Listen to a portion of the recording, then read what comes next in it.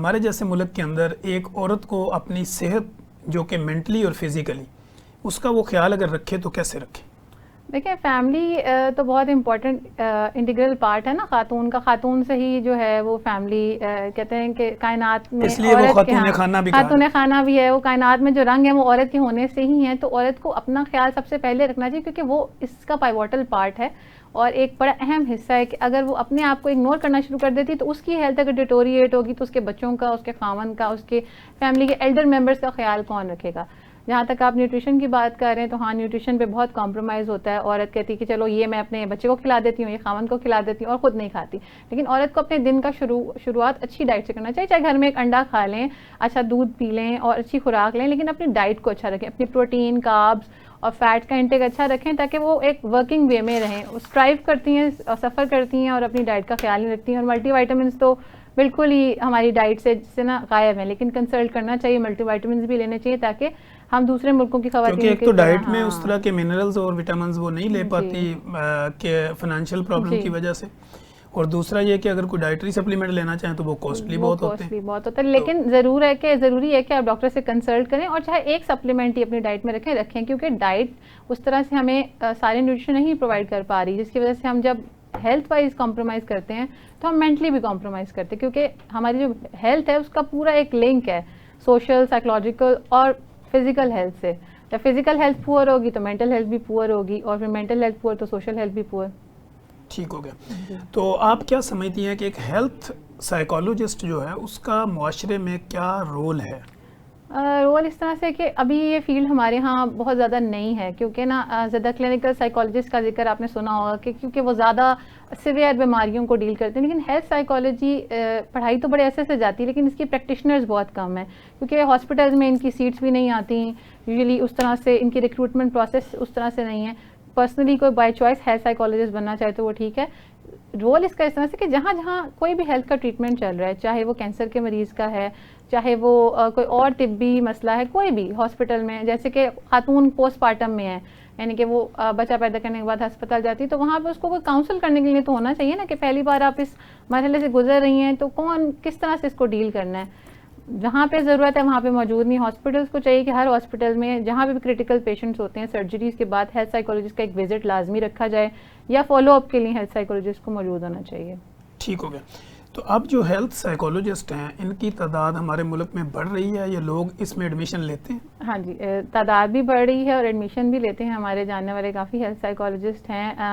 Punjab university میں doctor Fatima Kamran ہیں, وہ ہیلتھ سائیکالوجی میں specially M S in health psychology کرواتی ہیں اور کافی ان کے اسٹوڈنٹس بھی اس وقت آپ کو ہیلتھ سائیکالوجسٹ کی فارم میں ملیں گے. ہمارے یہاں ڈاکٹر شاہدہ بطول ہیلتھ سائیکالوجسٹ بہت زیادہ فیمس ہیں کیونکہ ان کی ساری ہی ریسرچز بہت زیادہ ریسرچز ہیلتھ سائیکالوجی میں ہیں. تو اب ان کے شاگردوں میں ہم بھی شامل ہیں, کوشش کر رہے ہیں کہ ہیلتھ سائیکالوجی کو فروغ دیں.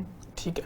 Being A J C university lecturer کے طور پہ جب آپ کے پاس نئی کلاس آتی ہے اس میں جو لڑکیاں آتی ہیں نئی بڑی کنفیوز ہوتی ہیں, ایک ایسے ایریا سے اٹھ کے آئی ہوتی ہیں, پھر ان کو بھی مینٹل ہیلتھ کی ضرورت ہوتی ہے اور ساتھ میں نفسیات کو ڈیولپ کرنے کی بھی ضرورت ہوتی ہے, تو ان کو آپ کاؤنسل کس طرح کرتے ہیں؟ ویسے تو بچوں کو ہم لیکچرز کے دوران بھی کاؤنسل کرتے ہیں کہ لیکچرز کے ساتھ ساتھ ان کو کاؤنسل کرتے ہیں کہ آپ اس ماحول میں آئے ہیں, آپ نے اس میں ایڈجسٹ ہونا ہے اور اس کی آپ کی جو یہاں کی جو گائیڈنس ہے وہ آپ کو پروفیشنل لائف میں بھی ہیلپ کرے گی.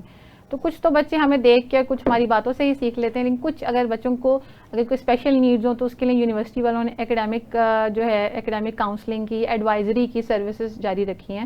جی سی میں بھی ایڈوائزری کی سروسز موجود ہیں, اس میں بچے اپنے پرسنل مسئلے بھی لے کر آ سکتے ہیں, ایکیڈیمک مسئلے بھی لے کر آ سکتے ہیں اور کیمپس کاؤنسلرز بھی موجود ہیں.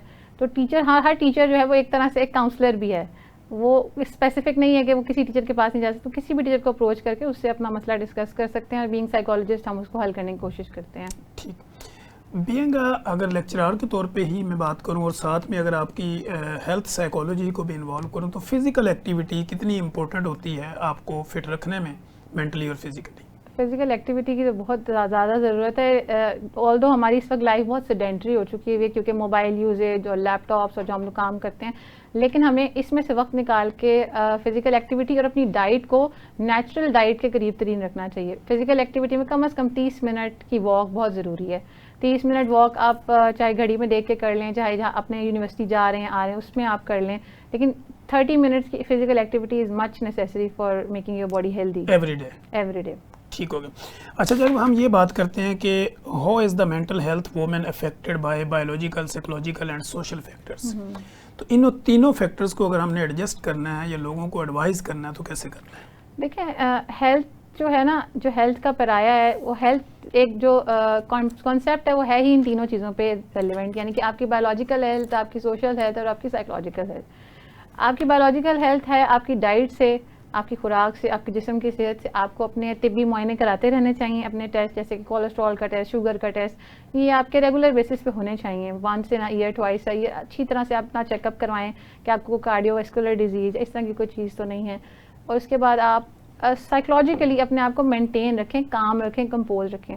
اور کچھ ہم اپنے ریلیجن کا بھی یوز کر سکتے ہیں کہ دیکھیں بہت ساری چیزیں ہمارے کنٹرول سے باہر کی ہوتی ہیں, اس میں ہمیں اپنے ریلیجن پہ ڈپینڈ کرنا چاہیے اور اللہ پہ اعتبار رکھنا چاہیے. معاملات ایٹ دا اینڈ اچھے ہی ہو جاتے ہیں, بہتر ہو جاتے ہیں, لیکن ہم فکر کر کے انگزائٹی لے کے ڈپریس ہو کے بہت ساری چیزیں خراب کر دیتے ہیں. Third is the social impact. ہم کٹ کے سوسائٹی میں نہیں رہ سکتے, ہمیں لوگوں کے ساتھ تعلق رکھنا ہے, اپنے دوستوں کے ساتھ, احباب کے ساتھ, اور کسی ایسے بندے کے ساتھ جس پہ ہم اعتماد کر سکیں. اس میں کاؤنسلر بھی شامل ہو سکتے ہیں, تو آپ سوشل سپورٹ وہاں سے بھی لے سکتے ہیں. تینوں پہلوؤں کو اپنے بیلنس میں رکھیں تاکہ ہم ایک ہیلدی لائف جی سکیں. ٹھیک ہو گیا. جیسے آپ نے یہ کہا کہ ہم مذہبی طور پر بھی اس کو اٹیچ کر سکتے ہیں, تو جیسے قرآن میں کہا جاتا ہے کہ الا بذکر اللہ تطمئن القلوب, کہ دلوں کو سکون جو ہے وہ اللہ کے ذکر سے ملتا ہے. لیکن سم ٹائم لوگ جو ہے وہ بھٹک جاتے ہیں کہ وہ ضرورت سے زیادہ تسبیحات کر کے بھی مینٹل ڈپریشن میں چلے جاتے ہیں. تو اسی سے ریلیونٹ میرا یہ سوال ہے کہ what are the most common mental health disorder, کہ کامن کیا ایسی کاز ہے جس سے زیادہ جو ہے وہ مینٹل ڈسٹربنس ہوتی ہے؟ زیادہ تو دیکھیں خواتین میں ڈپریشن ہمیں بہت نظر آتا ہے, انگزائٹی بہت نظر آتی ہے, post traumatic stress dis order بہت نظر آتا ہے. یہ ڈس آرڈرز کا تعلق یہ ہے کہ اس وجہ سے کیونکہ ان اٹینڈیڈ ان کی خواہشات, ان کے معاملات, خواتین کی جو ڈیزائرز ہیں, ان کے جو چیزیں, ان کو کہا جاتا ہے کہ آپ خاتون خانہ ہیں تو آپ جی صبر پہ ہی اکتفا کریں اور باقی ساری اپنی خواہشات کو پیچھے کر دیں, چاہے ان کی بہت چھوٹی خواہشات بھی ہوں, ان کو اگنور کرنا پڑتا ہے. پھر اس کے بارے میں وہ سوچتی رہتی ہیں کیونکہ وہ ایموشنل ہیں, کافی خواتین ایموشنل ہوتی ہیں. اس سوچوں سے پھر نئے نئے مسئلے جنم لیتے ہیں, کبھی انگزائٹی ڈس آرڈر, تو کبھی پھر post traumatic stress dis order, کوئی صدمہ ہوا ہے, کوئی بچے کی پیدائش ہوئی ہے, پوسٹ پارٹم ڈپریشن ہے, اس کو بھی اگنور کر دیا جاتا ہے کہ کوئی بات نہیں, یہ تو چلے میں ایسے ہی ہوتا ہے. یہ اس طرح سے نہیں ہے. جو میڈیکل چیزیں جیسے پریگننسی کے اندر موڈ سوئنگ ہوتے ہیں, اس کو کنٹرول نہیں کیا جاتا, اس کو وقت نہیں دیا جاتا. خاتون سے اس دوران کو غلطی ہو جائے تو اس غلطی کو بڑھا دیا جاتا ہے کہ نہیں آپ نے غلطی کیسے کی, آپ کو تو کچھ نہیں ہو سکتا, یو آر فائن. ان کے گھر سے بھی نکال دیا جاتا ہے اور دوسرے گھر بھجوا دیا جاتا ہے کہ فارغ ہو کے ہی ادھر آنا, تاکہ وہ, حالانکہ اس میں آپ کو اپنے پارٹنر کی سپورٹ کی بھی بہت ضرورت ہوتی ہے. جو پوسٹ پارٹم ڈپریشن کا فیز ہے اس میں پارٹنر ایک بہت اچھا رول پلے کر سکتا ہے.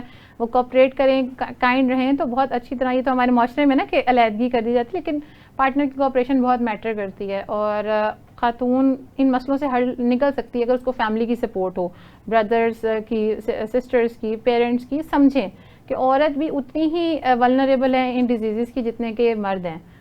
سمجھتے ہیں کہ جی عورت نہیں بتا سکتی کیونکہ اسٹگما ہے نا ہمارے یہاں, کیونکہ psychological element is equals to mentally disturbed اور مینٹلی ڈسٹارٹیڈ, پر ایسا نہیں ہے. ہر مسئلہ is not equal to disorder. کچھ مسئلے لیس لیول کے بھی ہوتے ہیں جن کو کاؤنسلنگ سے ہم ڈیل کر سکتے ہیں, لیکن ہم ان کو ہائی لائٹ ہی نہیں کرتے. ٹھیک ہو گیا.